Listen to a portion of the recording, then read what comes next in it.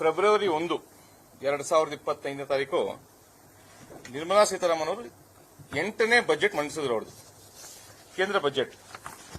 ಈ ಕೇಂದ್ರ ಬಜೆಟ್ ಅಲ್ಲಿ 50 ಲಕ್ಷ ಕೋಟಿ ಸತಿ ನಮ್ಮ ಕೇಂದ್ರ ಬಜೆಟ್ನ ಗಾತ್ರ. 50.65 lakh crore is the size of the budget. ಈ ಬಜೆಟ್ ಅಲ್ಲಿ ಸರ್ವೇ ಸಾಮಾನ್ಯ ಯಾವ ಕ್ಷೇತ್ರಗಳಿಗೆ ಅನುದಾನಗಳು ಬರ್ತಾ ಇತ್ತು, ಕೃಷಿ, MSME, education, health care, tourism, manufacturing, research, exports, energy, FDI, ನೀವು ಯಾವುದೇ ಒಂದು ಕ್ಷೇತ್ರ ಹೇಳಿದ್ರು ಪ್ರತಿಯೊಂದು ಕ್ಷೇತ್ರಕ್ಕೂ ಎಲ್ಲಾ ರಾಜ್ಯಗಳಿಗೂ ಬರೋ ತರ ಅನುದಾನ ನೀಡಲಾಗಿದೆ. ಮೊದಲನೇದಾಗಿ ಹೇಳಬೇಕು ಅಂತ ಹೇಳಿದ್ರೆ ಅಗ್ರಿಕಲ್ಚರ್, ಕೃಷಿಗೆ 1,37,757 ಕೋಟಿ ಮೀಸಲಿಟ್ಟಿದ್ದಾರೆ. ಅದರಲ್ಲೂ ಸ್ಪೆಸಿಫಿಕ್ ಆಗಿ ಹೇಳಬೇಕು ಅಂದ್ರೆ ಫಾರ್ಮರ್ಸ್ಗೆ ಕಿಸಾನ್ ಕ್ರೆಡಿಟ್ ಕಾರ್ಡ್ 7.7 ಕೋಟಿ ಜನ ರೈತರಿಗೆ ದೇಶದಾದ್ಯಂತ ಅಂದ್ರೆ ಕರ್ನಾಟಕನೂ ಸೇರಿ ದೇಶದಲ್ಲಿರುವ 7 ಕೋಟಿ ರೈತರಿಗೆ ಕಿಸಾನ್ ಕ್ರೆಡಿಟ್ ಕಾರ್ಡ್ ಇಂದ ಹೆಲ್ಪ್ ಆಗ್ತಾ ಇದೆ. ಅದರಲ್ಲಿ ಏನ್ ಮಾಡ್ತಾ ಇದ್ದಾರೆ, ಲೋನ್ ಲಿಮಿಟ್ 3 ಲಕ್ಷ ಇದ್ದಿದ್ದು 5 ಲಕ್ಷಕ್ಕೆ ಏರಿಕೆ ಆಗಿದೆ ಕಿಸಾನ್ ಕ್ರೆಡಿಟ್ ಕಾರ್ಡ್ ಅಲ್ಲಿ. ಆಮೇಲೆ ಪ್ರಧಾನ ಮಂತ್ರಿ ಧನ ಧಾನ್ಯ ಕೃಷಿ ಯೋಜನಾ ಅಂತ ಮಾಡಿ ಎಲ್ಲಾ ರಾಜ್ಯಗಳ ಜೊತೆ ಪಾರ್ಟ್ನರ್ಶಿಪ್ ಅಲ್ಲಿ 100 ಜಿಲ್ಲೆಗಳು, ಇಡೀ ದೇಶದ 100 ಜಿಲ್ಲೆಗಳಲ್ಲಿ ಪ್ರಧಾನ ಮಂತ್ರಿ ಧನಧಾನ್ಯ ಕೃಷಿ ಯೋಜನಾ ಮಾಡಿ ಸುಮಾರು 2 ಕೋಟಿ ರೈತರಿಗೆ ಅದರಿಂದ ಅನುದಾನ ಬರುತ್ತೆ. ಇನ್ನೊಂದು ಮುಖ್ಯವಾಗಿ ಹೇಳಬೇಕು ಅಂತ ಹೇಳಿದ್ರೆ, ಇವಾಗ ನಾವು ಸಿಬಿಲ್ ಸ್ಕೋರ್ ಅಂತ ನೋಡ್ತೀವಿ ಮಧ್ಯಮ ವರ್ಗದವರು, ಅವರು ಲೋನ್ ತಗೊಳ್ಳೋರಿಗೆ. ಅದೇ ತರ ರೈತರಿಗೆ ಗ್ರಾಮೀಣ ಕ್ರೆಡಿಟ್ ಸ್ಕೋರ್ ಅಂತ ಒಂದು ಮಾಡಿ ಸೆಲ್ಫ್ ಹೆಲ್ಪ್ ಗ್ರೂಪ್ಗೆಲ್ಲಾನು ಹೆಲ್ಪ್ ಆಗೋ ತರ ರೂರಲ್ ಏರಿಯಾಸ್ ಅಲ್ಲಿ ಯಾವುದೇ ಒಂದು ಕಾರಣಕ್ಕೂ ರೈತರಿಗೆ ಅಥವಾ ರೂರಲ್ ಏರಿಯಾಸ್ ಅಲ್ಲಿ ಕ್ರೆಡಿಟ್ ಫೆಸಿಲಿಟೀಸ್ಗೆ ತೊಂದರೆ ಆಗದೆ ಇರೋ ತರ ಸ್ಕೀಮ್ ತಂದಿದ್ದಾರೆ. ಇನ್ನೊಂದು ಮುಖ್ಯವಾಗಿ ಎಂಎಸ್ಎಂಇಗಳಿಗೆ ಈ ಕೇಂದ್ರ ಇದರಿಂದ ಏನಾಗಿದೆ ಅಂತ ಕೇಳ್ಪಡ್ತಾ ಇತ್ತು. ಕಳೆದ 5 ವರ್ಷದಲ್ಲಿ ಏನು ಮಾಡಿಲ್ಲ, ಎಂಎಸ್ಎಂಇಗೆ ಏನು ಮಾಡಿಲ್ಲ ಅಂತ. ಈ ಸತಿ ಎಂಎಸ್ಎಂಇಗೆ ಏನ್ ಮಾಡಿದ್ದಾರೆ ಅಂತ ವಿಶೇಷವಾಗಿ ಲಿಮಿಟ್ಸ್ ನ ಇನ್ಕ್ರೀಸ್ ಮಾಡಿದ್ದಾರೆ. ಮೊದಲು 1 ಕೋಟಿ ತನಕ ಇದ್ದವ್ರು ಮಾತ್ರ ಮೈಕ್ರೋ ಅಂತ ಬರ್ತಿತ್ತು. ಇವಾಗ 2.5 ಕೋಟಿ ಇನ್ವೆಸ್ಟ್ಮೆಂಟ್ ತನಕನೂ ಮೈಕ್ರೋಗೆ ಬರ್ತಾರೆ. ಸ್ಮಾಲ್ 25 ಕೋಟಿ ಟರ್ನ್ ಓವರ್ ಇರೋ ತನಕ ಸ್ಮಾಲ್ ಎಂಟರ್ಪ್ರೈಸಸ್ಗೆ, 125 ಕೋಟಿ ಟರ್ನ್ ಓವರ್ ಮಾಡೋ ತನಕ ಮೀಡಿಯಂ ಎಂಟರ್ಪ್ರೈಸಸ್ಗೆ. ಅದೊಂದೇ ಅಲ್ಲದೆ ಎಂಎಸ್ಎಂಇಲಿ ಕ್ರೆಡಿಟ್ ಕೊಡ್ತಾರಲ್ಲ, ಕ್ರೆಡಿಟ್ ಗ್ಯಾರಂಟಿ, ಅದರಲ್ಲಿ 5 ಕೋಟಿಯಿಂದ 10 ಕೋಟಿ ಜಾಸ್ತಿ ಮಾಡಿ. ಅಂದ್ರೆ ಎಂಎಸ್ಎಂಇ ಮೈಕ್ರೋ ಸ್ಮಾಲ್ ಅಂಡ್ ಈ ಮೀಡಿಯಂ ಎಂಟರ್ಪ್ರೈಸಸ್ಗೆ ಎಷ್ಟು ಹೆಲ್ಪ್ ಆಗ್ತಾ ಇದೆ ಈ ಬಜೆಟ್ ಇಂದ ಅಂತ ಹೇಳಿದ್ರೆ, ಸ್ಪೆಷಲ್ ಆಗಿ customise credit cards for MSME for 5 lakh limit.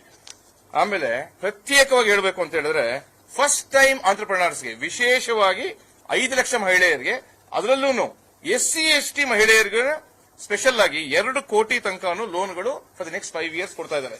ಇದು ಎಂಎಸ್ಎಂಇ ಇಲ್ಲಿ. ನೆಕ್ಸ್ಟ್ ಎಜುಕೇಶನ್ ಬಂದಾಗ ಮೆಡಿಕಲ್ ಸೀಟ್ಗಳು ನೋಡ್ತಾ ಇದೀವಿ. ಈ ವರ್ಷ 10,000ಕ್ಕಿಂತ ಜಾಸ್ತಿ ಮೆಡಿಕಲ್ ಸೀಟ್ಗಳು ಆಡ್ ಆಗಲಿದೆ. 75,000 ಸೀಟ್ಗಳು ಬಡ 5 ವರ್ಷಗಳಲ್ಲಿ.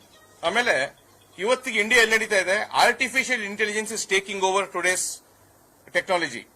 ಅದಕ್ಕಾಗಿ centre of excellence in artificial intelligence ಅದಕ್ಕೊಂದು 500 ಕೋಟಿ ಮೀಸಲಿಟ್ಟಿದ್ದಾರೆ. ಆಮೇಲೆ ಪ್ರತಿಯೊಂದು ಶಾಲೆಗೂ ದೇಶದಾದ್ಯಂತ ಕರ್ನಾಟಕನೂ ಸೇರಿ, ಯಾಕಂದ್ರೆ ಗೊತ್ತು ಪ್ರಶ್ನೆ ಎಲ್ಲಿ ಬರುತ್ತೆ ಅಂತ, ಎಲ್ಲಾ ಸ್ಕೂಲ್ಗಳಿಗೂ ಬ್ರಾಡ್ ಬ್ಯಾಂಡ್ ಕನೆಕ್ಟಿವಿಟಿ ಮಾಡ್ತಾ ಇದ್ದಾರೆ. ಸಮಗ್ರ ಶಿಕ್ಷಾ ಯೋಜನೆಯಲ್ಲಿ ಎಲ್ಲಾ ಶಾಲೆಗಳಿಗೂ broadband connectivity. Next tourism. ಈಗ ಬೇರೆ ಬೇರೆ ಪ್ರದೇಶಗಳು ಅಲ್ಲಿ ಹೋಮ್ ಸ್ಟೇಗಳಿರುತ್ತೆ. ಹೋಮ್ ಸ್ಟೇಗಳಿಗೆ ಅಪ್ಗ್ರೇಡೇಷನ್ಗೆ ಲೋನ್ಗಳು ಸಿಗ್ತಾ ಇರಲಿಲ್ಲ. ಹೋಮ್ ಸ್ಟೇಗಳನ್ನ ಮುದ್ರಾ ಸ್ಕೀಮ್ ಅಲ್ಲಿ ತಂದು ಹೋಮ್ ಸ್ಟೇ ನಡೆಸೋರಿಗೆ ಮುದ್ರಾ ಲೋನ್ಸ್ ಕೊಡ್ತಾ ಇದ್ದಾರೆ. ಅದರಲ್ಲೂ ಉಡಾನ್ ಸ್ಕೀಮ್ ಅಲ್ಲಿ 120 ಹೊಸ ಜಾಗಗಳಿಗೆ ಏರ್ ಫೆಸಿಲಿಟಿ. ಇವತ್ತಿಗೆ ಯಾರೇ ಒಬ್ಬ ಸಾಮಾನ್ಯ ಮನುಷ್ಯನು ಫ್ಲೈಟ್ ಅಲ್ಲಿ ಹೋಗಬೇಕು ಅಂತಾದ್ರೆ ಉಡಾನ್ ಸ್ಕೀಮ್ ಇಂದ ಇವತ್ತಿಗೆ 120 ಜಾಗಗಳಿಗೆ 4 ಕೋಟಿಗಿಂತ ಹೆಚ್ಚು ಜನಗಳಿಗೆ ಹೆಲ್ಪ್ ಆಗುತ್ತೆ. ಉಡಾನ್ ಸ್ಕೀಮ್ ಬರ್ತಾ ಇದೆ. ಆಮೇಲೆ ಟಾಪ್ 50 ಟೂರಿಸ್ಟ್ ಡೆಸ್ಟಿನೇಷನ್ಸ್ ದೇಶಾದ್ಯಂತ, ಇದು ಕರ್ನಾಟಕನೂ ಸೇರಿ 50 ಡೆಸ್ಟಿನೇಷನ್ಸ್ ಸ್ಟೇಟ್ ಗವರ್ಮೆಂಟ್ ಪಾರ್ಟ್ನರ್ಶಿಪ್ ಜೊತೆಗೆ ಮಾಡ್ತಾ ಇದ್ದಾರೆ. ಸೊ ಹಾಗಾಗಿ ಇನ್ಫ್ರಾಸ್ಟ್ರಕ್ಚರ್ ಫಂಡ್ ತಗೊಂಡಾಗ ಅರ್ಬನ್ ಚಾಲೆಂಜ್ ಫಂಡ್ ಈ ಸಿಟಿಗಳಿಗೆ ಮಾಡ್ತಾ ಇದ್ದಾರೆ. ಅದಕ್ಕೆ 1 ಲಕ್ಷ ಕೋಟಿ ಬಜೆಟ್ ಇದೆ. 2025-26ಕ್ಕೆ 10,000 ಕೋಟಿ ಮೀಸಲಿಟ್ಟಿದ್ದಾರೆ. ಅದು redevelopment of cities and water and sanitation. ಇದಕ್ಕೆ ಸ್ಪೆಸಿಫಿಕ್ ಆಗಿ ಅರ್ಬನ್ ಚಾಲೆಂಜ್ ಫಂಡ್ ಅಂತ ಮಾಡಿರೋದು.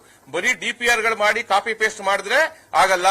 ಇದು ಅರ್ಬನ್ ಚಾಲೆಂಜ್ ಫಂಡ್ ಅಂತ ಇಟ್ಟು ಇದರಲ್ಲಿ ವಾಟರ್ ಅಂಡ್ ಸ್ಯಾನಿಟೇಷನ್ಗೆ ಪ್ರತ್ಯೇಕವಾಗಿ ಇದನ್ನ ಮೀಸಲಿಟ್ಟಿರೋದು. ಆಮೇಲೆ ಸ್ವಾಮಿ fund, special window for affordable and mid income housing, ಇದರಲ್ಲಿ 15,000 ಕೋಟಿ ಮೀಸಲಿಟ್ಟು 1 ಲಕ್ಷ ಮನೆಗಳನ್ನು ಬ್ಲೆಂಡೆಡ್ ಫೈನಾನ್ಸ್ ಮುಖಾಂತರ ಮಾಡ್ತಾ ಇದ್ದಾರೆ. ಸೊ ಹಾಗಾಗಿ ಪ್ರತಿಯೊಂದು ಕ್ಷೇತ್ರಕ್ಕೂ ವಿವಿಧ ಕ್ಷೇತ್ರಗಳಲ್ಲಿ ಅನುದಾನ ನೀಡಲಾಗಿದೆ. ರಿಸರ್ಚ್ ಇನೋವೇಷನ್ ಅಂಡ್ ಟೆಕ್ನಾಲಜಿ ಏನಾಗಿದೆ ಅಂತ ಕೇಳಿದ್ರೆ, ಪ್ರಧಾನ ಮಂತ್ರಿ ರಿಸರ್ಚ್ ಫೆಲೋಶಿಪ್ ಅಲ್ಲಿ 10,000 ಮಕ್ಕಳಿಗೆ ಐಐಟಿ ಮತ್ತೆ ಐಎಎಸ್ ರಿಸರ್ಚ್ ಮಾಡಕ್ಕೆ ಅವಕಾಶ ಕೊಡ್ತಾ ಇದ್ದಾರೆ. ಅದಕ್ಕೆ 20,000 ಕೋಟಿ ಪ್ರೈವೇಟ್ ಸೆಕ್ಟರ್ ಅಲ್ಲಿ ರಿಸರ್ಚ್ ಡೆವಲಪ್ಮೆಂಟ್ ಇನೋವೇಷನ್ಗೆ ಮೀಸಲಿಟ್ಟಿದ್ದಾರೆ. ಸೊ ಹಾಗಾಗಿ ಪ್ರತಿಯೊಂದು ಕ್ಷೇತ್ರದಲ್ಲೂ ಇದನ್ನ ಮೀಸಲಿಟ್ಟಿದ್ದಾರೆ. ಕೃಷಿ ವಿಕಾಸ್ ಯೋಜನೆಗೆ 8,500 ಕೋಟಿ, ಸಮಗ್ರ ಶಿಕ್ಷಾ ಯೋಜನೆಗೆ 41,250 ಕೋಟಿ, ಮತ್ಸ್ಯ ಸಂಪದ 2,465 ಕೋಟಿ, ಆಯುಷ್ಮಾನ್ ಭಾರತ್ 4,200 ಕೋಟಿ, ಆವಾಸ್ ಯೋಜನಾ 19,794 ಕೋಟಿ. ವಿಶೇಷವಾಗಿ ರೈಲ್ವೇಸ್ ಹೇಳಬೇಕು ಅಂತ ಹೇಳಿದ್ರೆ, ಹೊಸ ಲೈನ್ಗಳಿಗೆ 32,235 ಕೋಟಿ ಬಂದು ಅದರಲ್ಲಿ ಕರ್ನಾಟಕಕ್ಕೆ 7,564 ಕೋಟಿ ಕರ್ನಾಟಕದ ರೈಲ್ವೆ ಪ್ರಾಜೆಕ್ಟ್ಸ್ಗೆ ಸಿಕ್ಕಿದೆ. ಸೊ ಹಾಗಾಗಿ ನ್ಯೂ ಎಂಪ್ಲಾಯ್ಮೆಂಟ್, ಉದ್ಯೋಗ ಸೃಷ್ಟಿ ಎಲ್ಲಾಗ್ತದೆ ಅಂತ ಕೇಳಿದಾಗ ನ್ಯೂ ಎಂಪ್ಲಾಯ್ಮೆಂಟ್ ಜನರೇಷನ್ ಸ್ಕೀಮ್ ಅಲ್ಲೇನೆ 20,000 ಕೋಟಿ ಮೀಸಲಿಟ್ಟು ಹೊಸ ಉದ್ಯೋಗಗಳ ಸೃಷ್ಟಿಗೆ ಇದು ಕಾರಣ ಆಗುತ್ತೆ.